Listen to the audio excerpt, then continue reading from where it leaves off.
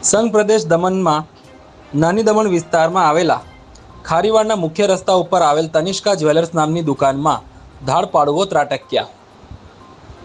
વલસાડ જિલ્લાને અડીને આવેલા સંઘ પ્રદેશના નાની દમણ વિસ્તારમાં આવેલા ઝાંપાબાર ખારીવાડ મેઇન રોડ પાસે તનિષ્કા જ્વેલર્સ નામની દુકાનની પાછળની દિવાલમાં બાકોરું પાડી દુકાનમાં પ્રવેશી દુકાનમાંથી 1,40,00,000ના સોના ચાંદીના ઘરેણાની તસ્કરી તસ્કરોએ કરી હતી।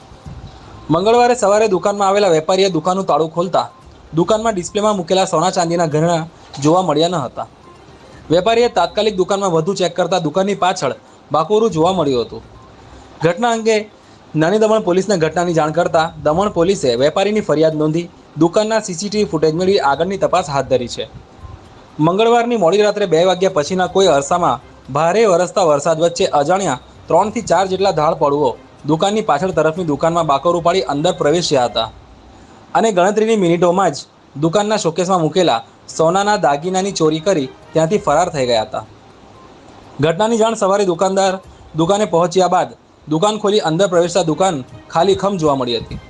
સાથે દિવાલમાં પણ બોકારું પડેલું જોવા મળતા દુકાનમાં ચોરી થવા હોવાનું સામે આવતા દુકાનદારે આ અંગે દમણ પોલીસને જાણ કરી હતી।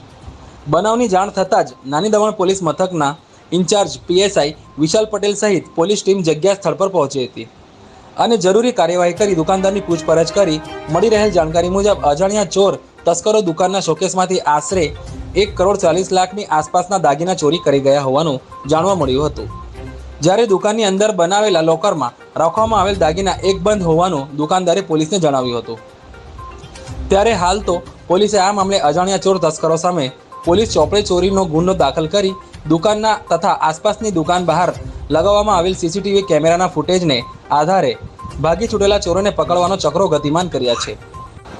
ત્યારે વરસાદની ઋતુ શરૂ થઈ જવાની સાથે પ્રદેશના વિવિધ વિસ્તારમાં ચોર તસ્કરો સક્રિય થઈ જવા પામ્યા છે।